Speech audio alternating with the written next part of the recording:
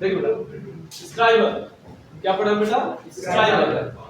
स्ट्राइबर का main part होता है इसका पॉइंट एंगल। क्या होता है बेटा? Point angle. बाकी आपको दिख रहा है पंच की तरह ही है ना? स्ट्राइबर की जो नोक होती है पिन पंच की तरह होती है। दिख रहा है बेटा आपको ये? है ना? पिन पंच भी ऐसा ही होता है, परंतु इसकी नोक थोड़ा लंबी होती है क्योंकि हमको पिन लिखाना होता है। स्ट्राइबर देखेंगे आप बेटा, इसमें क्या होता है, जैसे मान लीजिए कोई जॉब हो गया, जॉब दिख रहा है ना? इस जॉब पर मुझे मार्किंग किया, वैसे मैंने ये क्या बोलते हैं उसको, मार्किंग मीडिया लगाया। मुझे पता है कि यहाँ से मुझे 10 नंबर, मुझे ऐसे मार्किंग करना है। ऐसे क्या करना बेटा? मार्किंग करना। दिख रहा है मैंने मार्किंग किया है ना? तो मार्किंग करने के लिए स्ट्राइबर को बोल दिया, किसका कहता है? स्ट्राइबर का। ठीक है? स्ट्राइबर के प्रकार का, एक प्रकार का मार्किंग टूल है। ये क्या है? एक प्रकार का मार्किंग टूल है, या एक प्रकार का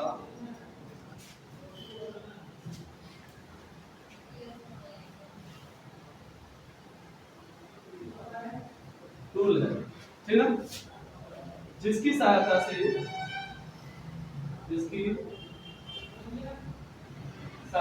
है ना,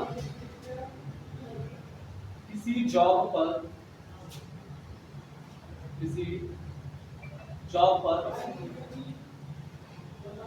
मार्किंग किया जाता है। ठीक है? मटेरियल ध्यान रखिएगा ना बेटा, मटेरियल। ठीक है? यह भी हाई कार्बन स्टील बनता है ना?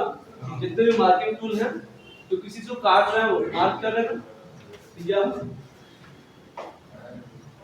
हाई कार्बन स्टील की बनी होती है। ठीक है? इसके पॉइंट एंगल, पॉइंट को हार्ड और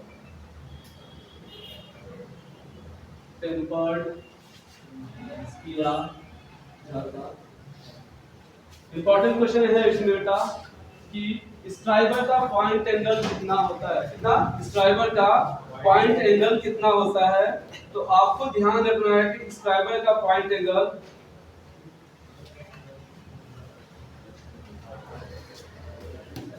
देखिए, इंपॉर्टेंट पॉइंट क्या है? इंपॉर्टेंट है पॉइंट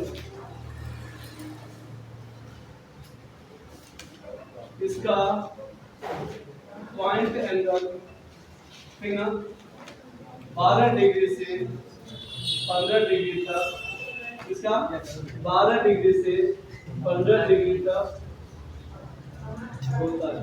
ठीक है ना? ये समझिएगा। हम पढ़ गया स्ट्राइबर। स्ट्राइबर किस प्रकार का टूल है? मार्किंग टूल है। किस जॉब पर मार्किंग के लिए उपयोग किया जाता है? इसके मेन पार्ट्स देखो।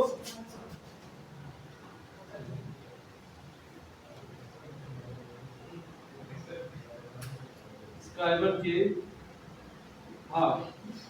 पहला होता है बॉडी, दूसरा होता है हेड, और तीसरा होता है बेटा क्या? पॉइंट। याद रखिएगा, अगर मैं क्वेश्चन आपसे पूछा जाए एग्जाम में, स्ट्राइबर कितने भाग होते हैं बेटा? 3 होते हैं। बॉडी पर क्या किया जाता है बेटा? नर्लिंग। क्या किया जाता है बेटा? ये सिर्फ जो होता है उसको बोलते हैं नर्लिंग। लिंक बोलते हैं, ठीक है? लर्निंग क्यों करते हैं? ग्रिपिंग प्रदान करने के लिए, इसलिए ग्रिप प्रदान करने के लिए। अगर मैं मान लीजिए ये मेरा स्ट्राइबर तो है ही, अगर स्ट्राइबर को इसमें नर्लिंग किया जाए और क्योंकि पतला है, जब इसको हम पंचिंग करेंगे, स्ट्राइबिंग करते समय क्या होगा बेटा? क्या होता है? ये ऐसे मारेंगे तो ये नीचे की तरफ सर जाएगा, स्लिप हो जाएगा, तो क्या दुर्घटना की संभावना बढ़ जाएगी ना? इसीलिए स्ट्राइबर के इस पार्ट्स पे नर्लिंग किया जाता है। किस लिए? ग्रिपिंग करने के लिए। किसके लिए? ग्रिपिंग करने के लिए। आगे समझ? चलिए ठीक है।